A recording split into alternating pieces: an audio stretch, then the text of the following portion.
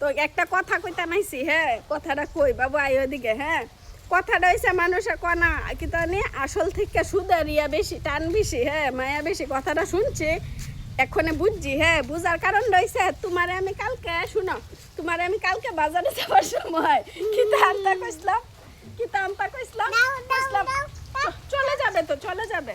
কিতা কিতা আনতা কইছিলাম, আমার লাগে একটা লাল ফুটা পাতা আনছা, তুমি আনছো আনছো না? হ্যাঁ কাকুলি মাসি কোথায়? তো ঘটনা কি তাদের না, কাকুলি মাসি আসবে চলে যাবে। শুনেন হ্যাঁ কথা হইছে নাতিনের লাগে কিন্তু লিপস্টিক আর